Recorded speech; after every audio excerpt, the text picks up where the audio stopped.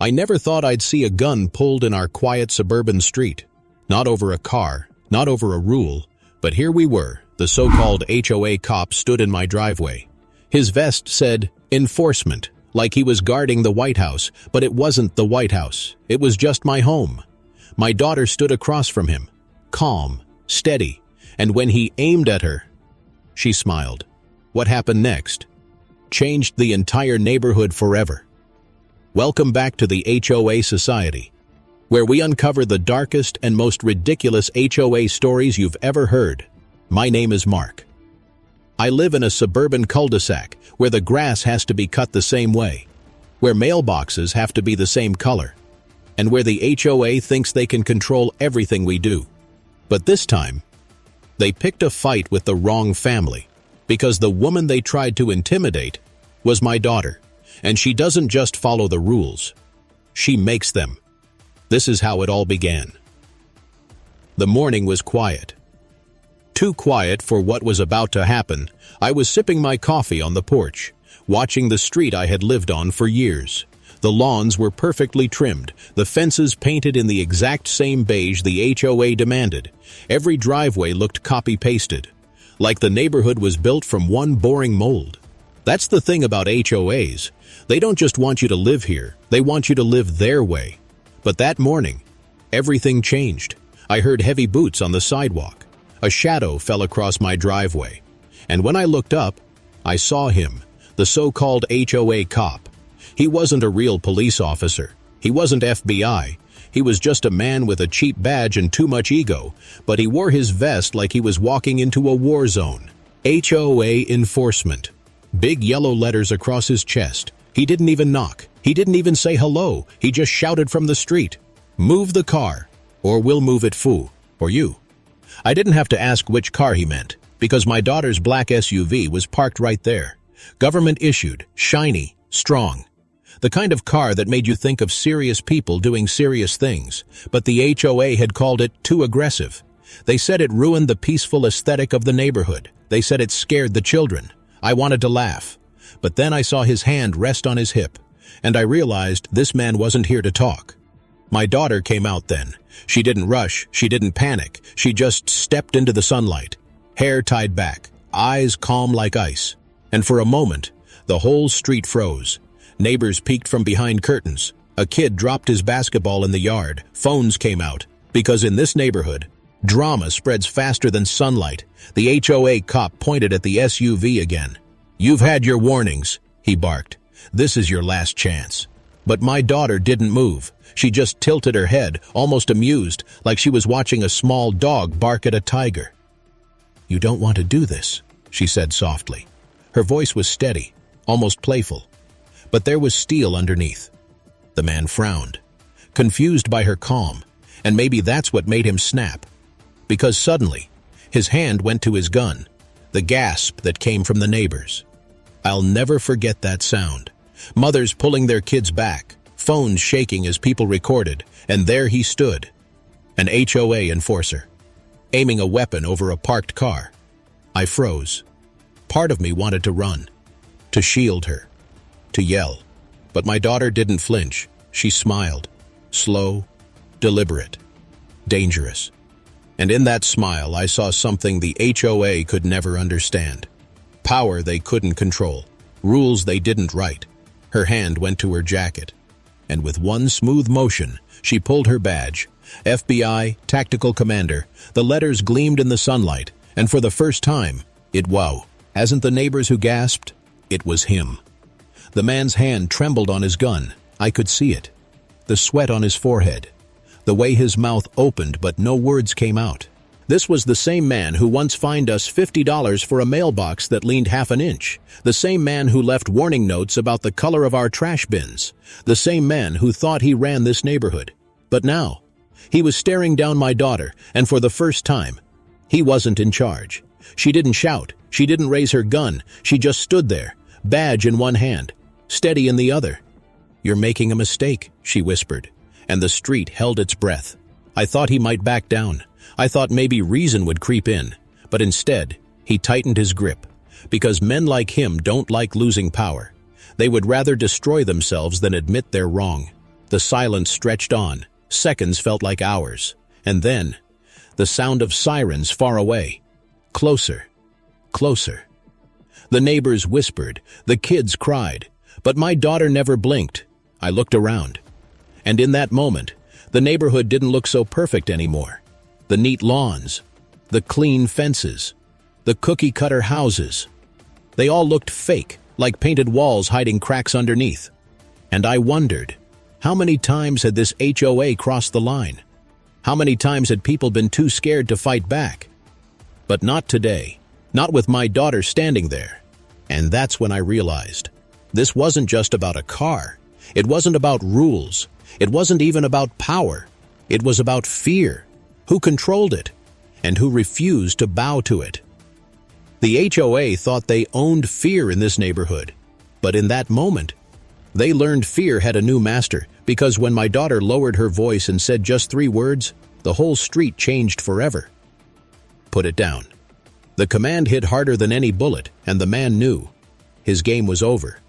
But here's the part I still wonder about. If my daughter hadn't been FBI, if she had just been another neighbor, another homeowner, would he have pulled the trigger? The man's hand shook. The gun looked heavier now, like it didn't belong in his grip anymore. The neighbors stared in silence. Nobody coughed. Nobody moved. And then, slowly, he lowered it. Not because he wanted to, but because in that moment, he knew he wasn't the most powerful person on the street anymore. The irony hit me so hard, I almost laughed. The same HOA cop who fined Mrs. Patterson for having 2 garden gnomes instead of 1 was now standing face to face with an FBI tactical commander, and he was the one breaking the rules. But here's the thing about people like him. They don't disappear quietly. They don't admit defeat with grace. They twist. They squirm. They look for another way to win. And that's exactly what he did. He slid his gun back into the holster, his eyes darting left and right, searching for an audience that might still believe him. "Neighbors," he shouted, his voice cracking just a little. "This woman, she's breaking HOA law. Her vehicle, her behavior, it's all against the rules." I wanted to laugh again. HOA law, as if his suburban rulebook could stand against federal authority, as if mailbox paint mattered more than the Constitution, but some neighbors nodded, not because they believed him, but because fear had trained them too well, and fear is a hard leash to break. My daughter didn't flinch. She just stepped closer. Slow, controlled, powerful. The space between them shrank, until I swear I could feel the heat of their stare-off from my porch, and then she spoke. "You pulled a gun over a car," she said softly. Her words hung in the air. "You think that's power, but all you've done is expose yourself." The HOA cop's lips trembled, but his pride, his arrogance, wouldn't let him back down completely, so he tried again. "This neighborhood has rules," he barked. "If we let you break them, if we let your car stay, the whole street falls apart." The neighbors shifted uncomfortably. Some of them agreed, some of them hated it, but stayed silent. And that silence, that was the real disease here. Because silence is how HOAs survive. Silence is their favorite weapon. My daughter's jaw tightened. Her badge gleamed in the sunlight. "Then maybe," she said, "this neighborhood needs to fall apart." The words hit like a thunderclap, and for the first time, the neighbors gasped not in fear, but in something else. Hope, maybe, or defiance. It was hard to tell. The HOA cop realized he was losing control. His eyes darted to the president's house at the end of the street, the queen of the cul-de-sac. The woman who ran this board like a dictator. She wasn't outside yet. She was watching from the window. I saw her shadow, and I swear, she smiled, because to her, this wasn't chaos. This was entertainment, like a queen watching knights battle for her amusement. The sirens were closer now. Red and blue lights reflected on the white fences, and the HOA cop panicked. He knew what those lights meant. He knew who would win when the real police showed up. So he tried one last time. He raised his voice to the neighbors. "Don't be fooled by her badge. She's just using scare tactics. This is still our neighborhood. We make the rules." And then, my daughter did something I'll never forget. She laughed. Not loud, not cruel, just a quiet, dangerous laugh that cut through the tension like a blade, and she leaned closer and whispered, "Not anymore." The police cars pulled up, doors opened, real officers stepped out, and the HOA cop, suddenly so tough just minutes ago, looked like a child caught stealing candy. The neighbors scattered. Some pretended they had just been out for a walk, some kept filming, but the truth was already out. The HOA's enforcer wasn't the hero he pretended to be. He was just a man with too much authority in a world that gave him none. The officers questioned everyone. They asked about the gun, about the threats, about the I saw UV in my driveway, and the neighbors. For once, they spoke. Some hesitated, some stuttered. But the fear had cracked, because once you see power fall, you realize it was never real to begin with. The HOA cop tried to explain. He waved papers, citations, fines. He shouted about maintaining order and community standards. But the officers weren't impressed, not with his fake authority, not with his trembling voice. And then the president finally came out. She looked calm, too calm for someone whose empire was collapsing. She smiled at the officers, offered sweet words, pretended she was just a concerned neighbor, as if she hadn't been the one pulling his strings all along. That's when I realized something chilling. The cop wasn't the real problem. He was just a pawn. The queen was still standing, untouched, smirking from her porch. My daughter noticed too. Her eyes flicked to mine, and in that glance I knew. This wasn't over. The police took statements. They promised an investigation. They promised justice, but I had lived here long enough to know. HOAs have ways of surviving. They bury evidence. They spin stories. They use fear until truth looks like a lie. And sure enough, that night a letter slipped under my door, an HOA violation notice. It said my porch light was too bright, that my shrubs were overgrown, that my mailbox flag was the wrong shade of red. It was laughable, but it wasn't funny, because I knew what it really meant. They weren't finished. They weren't backing down. They were declaring war. I held the paper in my hand. I thought about the enforcer with his gun.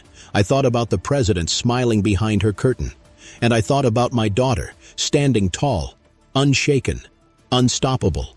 This wasn't just a battle over a car. This was the beginning of something bigger, something that would tear the mask off this perfect little neighborhood tea.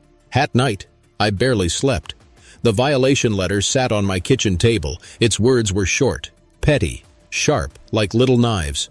Porch light too bright, mailbox flag the wrong red, shrubs overgrown by 2 inches, ridiculous on the surface.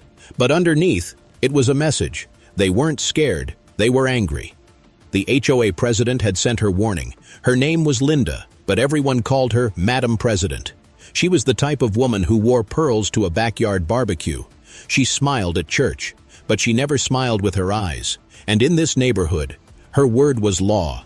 I knew she had been watching from her window that morning. I saw her shadow. I saw the curtain twitch. And I knew the smile she wore when my daughter pulled that badge. Because Linda loved a good fight. She loved the control that came after by sunrise. The gossip had already spread. Neighbors whispering by mailboxes. Kids repeating the story on bikes.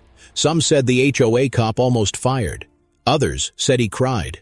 But everyone agreed on one thing. The balance of power had cracked. And Linda wasn't going to let that stand. The next day, she came to my porch herself. She didn't knock. She didn't ask. She just stood there, tapping her clipboard like a judge with her gavel. Her perfume hit before her words did. Strong, artificial, like the woman herself. "Mark," she said sweetly, "as president of this community, I have to remind you of the rules." Her voice was calm, but her eyes told another story. They were sharp, calculating, daring me to resist. I leaned against the doorframe. "You mean the rules that nearly got your enforcer arrested yesterday?" Her smile didn't falter, but her fingers gripped the clipboard a little tighter.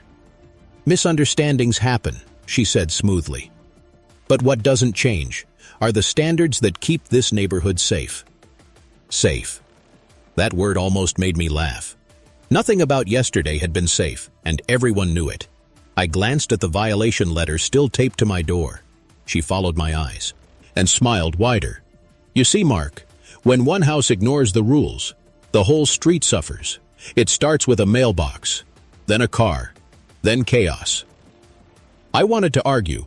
I wanted to scream that a parked SUV wasn't chaos, that fear and guns were chaos. But I knew her game. Linda didn't argue to win. She argued to wear you down, until you stopped fighting back. But this time, she didn't realize who she was up against, because I wasn't standing alone anymore. My daughter stepped out onto the porch beside me. She didn't say a word at first. She just crossed her arms and let the FBI badge glint in the sunlight. Linda's eyes flickered to it, just for a second. Then she looked back at me, and for the first time, I saw her smile crack. Just a hairline fracture. But enough. She recovered quickly. "Well," she said with a fake laugh, "we wouldn't want to escalate things, would we?" Her words were sweet, but her eyes screamed war. She left without another word, her heels clicking on the driveway like little gunshots. But I knew it wasn't over, and I was right. The next week was hell. We got 5 more violation letters, each more ridiculous than the last. One said our grass was too green. Another said our porch chairs did not match the neighborhood aesthetic. My favorite was the one that fined us $25 for having excessively enthusiastic wind chimes. It was harassment, plain and simple, but Linda didn't care, because this wasn't about grass, or cars, or chimes. It was about reminding us who held the leash. But here's the problem with leashes. Pull too tight, and something snaps. My daughter didn't complain. She didn't rant. She just watched, patient, calculating, waiting. Then one night, she made her move. She sat at the kitchen table with a stack of HOA bylaws, page after page of rules written in fine print. Most people never read them. Most people just paid the fines. But my daughter, there wasn't most people. She smiled as she flipped through them and finally tapped her finger on one section, a rule Linda had forgotten. HOA officers were not allowed to carry firearms on duty, not even fake enforcers. The next morning, my daughter filed a formal complaint with the county, not with the HOA, with the real authorities who oversaw homeowner associations. And just like that, Linda's fortress had a crack in its wall. But Linda didn't back down. She doubled down. She called an emergency board meeting. The neighbors were invited. But let's be honest. In this neighborhood, invited meant forced. The community hall was packed, rows of folding chairs, the smell of burnt coffee, whispers bouncing off the walls. And there she stood at the front, Madam President herself, pearls, clipboard, power dripping from every word. She started calm, sweet even, talking about unity and safety and standards. But soon her mask slipped. "This family," she pointed toward us, "has brought shame to our community. They have disrespected our rules. They have endangered our peace. And if we do not act, our neighborhood will fall apart." The crowd murmured. Some nodded. Some looked away. Fear was strong. But doubt was stronger now. Then my daughter stood. She didn't raise her voice. She didn't wave her badge. She just spoke. "This isn't about peace," she said softly. "This is about control." The room fell silent. Every eye swung back to her. "You fine people for trash cans. You threaten people over grass. You pull guns over cars." Gasps echoed. Linda tried to interrupt, but my daughter's voice cut through her like glass. "You call it safety. I call it fear, and fear ends tonight." The silence that followed was heavy, thick like smoke. You could feel the shift in the room. Neighbors who had stayed quiet for years now whispered to each other. Some even clapped softly before Linda silenced them with her glare. But it was too late. The seed was planted. Linda slammed her clipboard shut. Her pearls rattled against her chest. "This meeting is over," she snapped, and stormed out. But I knew we had just lit a fire, and once fear burns away, it doesn't come back the same. That night, another letter appeared at my door, but this one was different. It wasn't a violation. It wasn't a fine. It was a threat. No HOA letterhead, no polite words, just one sentence scribbled in black marker. "You don't know who you're dealing with."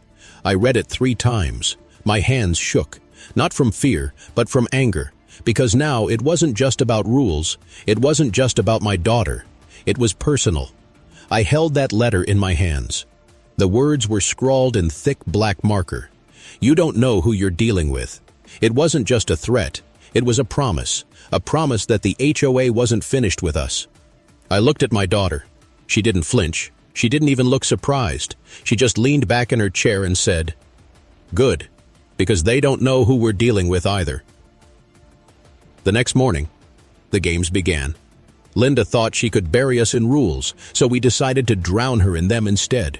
We pulled out every bylaw, every paragraph, every ridiculous page of the HOA handbook. And do you know what we found? Contradictions, loopholes, rules so absurd they almost mocked themselves, like the one that said holiday decorations must be modest, but never defined what modest meant, or the rule that mailboxes must be between 3.5 and 4 feet tall. Ours was 3.7, but Linda's, we measured 3.4. I almost laughed as I snapped the photo. For years she had fined others for mailbox violations, and hers wasn't even legal. We documented everything. Every crooked fence, every mismatched flower pot, every broken rule. Linda had ignored while she terrorized the neighborhood. It was petty. It was tedious. But it was justice in its purest form. And soon, the letters started flowing back in her direction. Formal complaints, piperol, hotos, citations. We filed them with the county. We filed them with the oversight board. We filed them anywhere that would listen. And suddenly, Linda wasn't the hunter anymore. She was the hunted. But she didn't crumble quietly. No. Women like her don't surrender. They scheme. They strike harder. Within a week, our power went out 3 times. Our trash mysteriously wasn't picked up. And one night, someone egged my daughter's SUV. Coincidence? Maybe. But in a neighborhood where everything is controlled, I don't believe in coincidences. The next morning, the SUV stood shining clean again. My daughter had washed it at dawn, and she parked it right back in the driveway, right under Linda's nose. A small act, but it was war. The neighbors started choosing sides. Some whispered support when Linda wasn't around. Some left cookies at our door as quiet tokens of rebellion. Others avoided us entirely. Fear still ruled many of them, but cracks were forming. The myth of the HOA's untouchable power was shattering, and then came the board's retaliation, a special inspection. It was supposed to be random, but everyone knew it was aimed at us.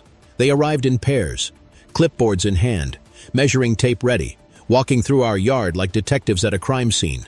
One bent to measure the grass, another checked the porch paint with a color swatch. They even measured the angle of our gutters. I stood on the porch, arms crossed, watching.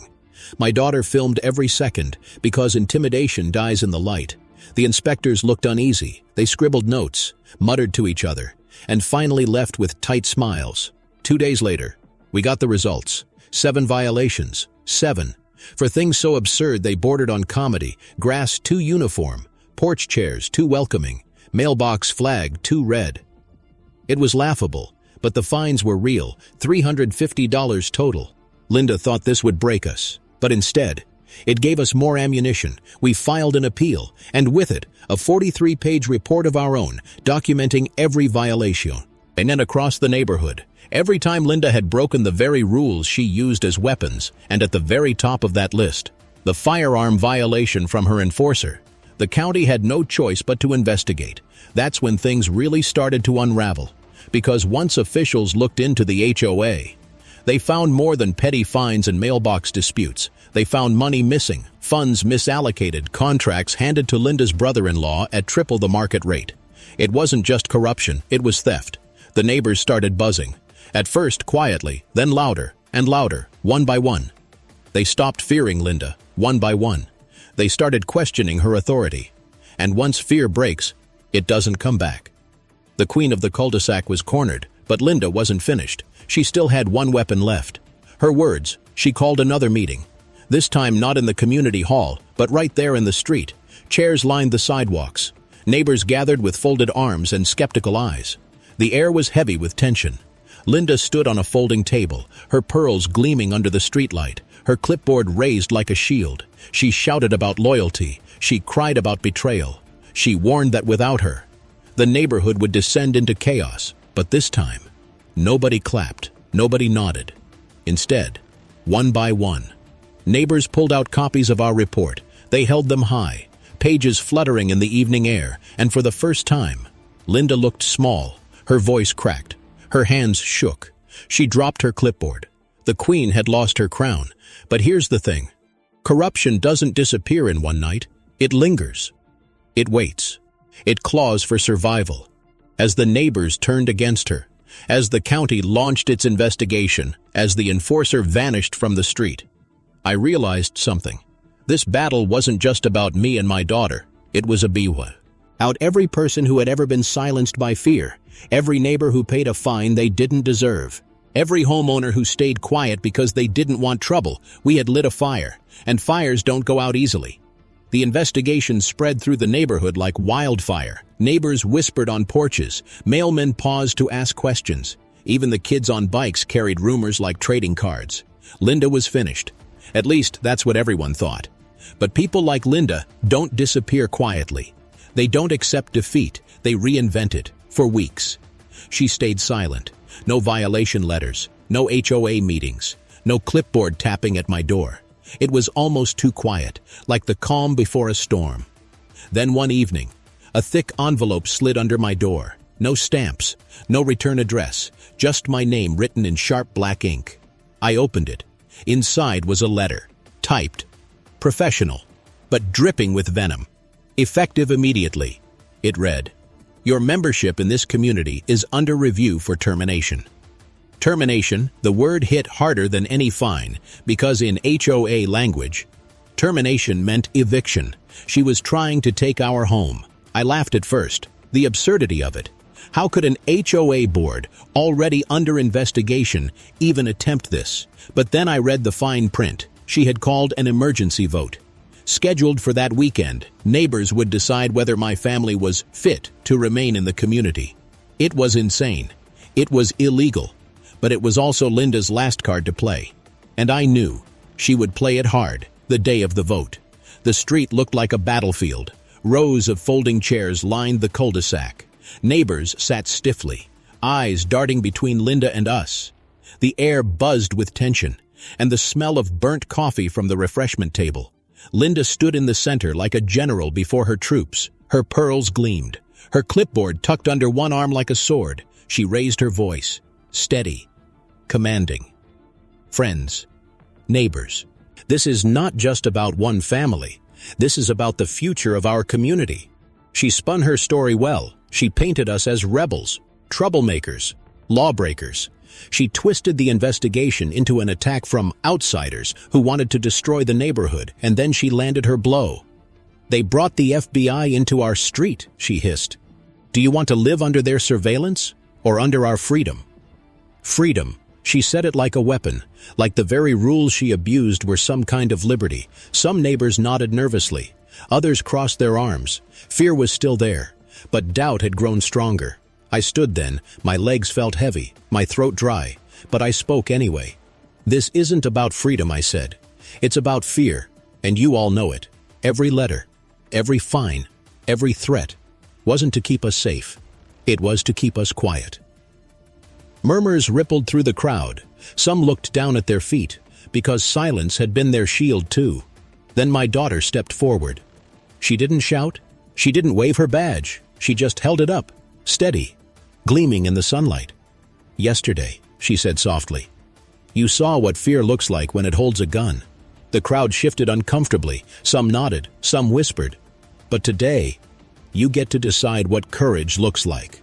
Her words hung in the air like thunder. Linda's face turned pale beneath her makeup. Her hands trembled around her clipboard. But still, she pushed forward. "The vote stands," she barked.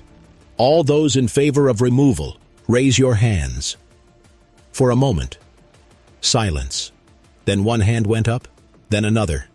Not many, but enough to sting. My chest tightened. Was this how it ended? After all this, would fear still win? But then, something happened. Mrs. Patterson stood, the same woman fined for her 2 garden gnomes. She raised her voice, shaking but strong. "I'm done being afraid." And she raised her hand. Not for removal, but against. A ripple went through the crowd, one by one. Neighbors followed, hands rising high, some trembling, some firm, but all defiant. When the count finished, the result was clear. Linda had lost. The board dissolved in chaos, people shouting, papers flying. Linda's pearls rattled as she shook with rage. "This isn't over," she screamed. "You don't know who you're dealing with." The same words from the threat on my doorstep, now spilling from her lips in front of everyone, but her voice cracked, her mask had slipped, and for the first time, the queen of the cul-de-sac looked powerless. The meeting ended in uproar. Neighbors spilled into the street. Some celebrated quietly, others avoided my eyes, but the tide had turned. Still, as the sun set and the street emptied, I couldn't shake the unease, because Linda didn't vanish that night. She retreated, and retreat is sometimes more dangerous than attack. That week, strange things started happening. Our mailbox was knocked over. Our porch light shattered, twice. I swore I saw a car idling at the end of the street. Headlights off. It felt less like harassment, and more like surveillance. One night, my daughter caught me staring out the window at those headlights. She placed a hand on my shoulder and whispered, "She's desperate, and desperate people make mistakes." I wanted to believe her. But the truth was darker. Desperate people also get dangerous. And I knew. Linda's last mistake hadn't come yet. The street felt different after that vote. Neighbors walked lighter. Lawns looked freer. Even the air seemed less heavy, for the first time in years. The HOA's grip had cracked, and for a moment, just a moment, it felt like we had won. But victories in suburbia never last long. Not when someone like Linda is still breathing. She disappeared from public view. No more meetings, no more clipboards. Her house at the end of the street looked quiet. Too quiet. Curtains drawn tight, porch lights off, no pearls, no smiles. But I knew better. Linda wasn't gone. She was waiting. And when she finally struck, it was worse than I imagined. It started small. A late-night knock at the door. Nobody there, just a rock on the porch, with one word painted across it in red. Leave. The next morning, our trash was scattered across the yard. The bins tipped over like someone had kicked them hard. The smell of rotten leftovers baking in the sun. The neighbors whispered. Some pitied us, some avoided us, but nobody helped. Fear had returned, and this time, it was sharper. By the third night, the car came back, the same one I had seen idling at the end of the street, headlights off, engine low, watching. I stood at the window with the curtain cracked. My daughter joined me, her jaw tight, her eyes scanning the shadows. "She's testing us," she whispered, "waiting to see if we'll run." But running wasn't an option. This was our home. Still, unease gnawed at me. Every creak in the night sounded like footsteps. Every shadow stretched too long. Even the wind felt like it carried Linda's laugh. Then, one evening, it escalated. We were eating dinner, the clink of forks, the faint hum of the fridge, and suddenly, the porch light went dark. I froze. The silence that followed was loud. Then, glass shattered in the backyard. My daughter moved before I could. She was out of her chair, gun in hand, badge flashing in the dim kitchen light, her voice low, steady. "Stay here." But I couldn't. This was my fight too. We stepped into the night. The backyard was still. Too still. The broken shards of a garden lantern lay on the patio. But the air, it felt alive, like eyes were watching from the dark. Then I saw it, spray paint across the fence, thick, sloppy letters glowing in the moonlight. "Get out." My stomach dropped. This wasn't harassment anymore. It was war. Suddenly, a shadow moved near the hedges, tall, quick, darting toward the side gate. "Stop!" My daughter barked. Her voice cracked through the night like thunder. The shadow froze, then bolted. She chased, boots pounding against the grass. I followed, heart hammering in my chest. We burst into the street just in time to see the figure dive into a car. The engine roared, tires screeched, and they vanished into the night. But not before the headlights caught her face. Linda. Her pearls gleamed in the glow.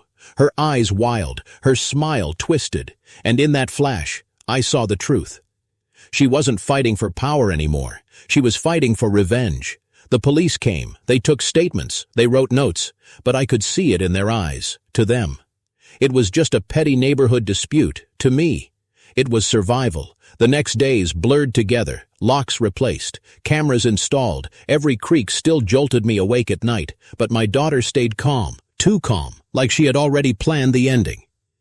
"This isn't about rules anymore," she told me. "This is about pride. And when pride gets cornered, it gets violent. Her words chilled me, because I knew she was right. Linda had lost her board, she had lost her control, and now, all she had left was desperation.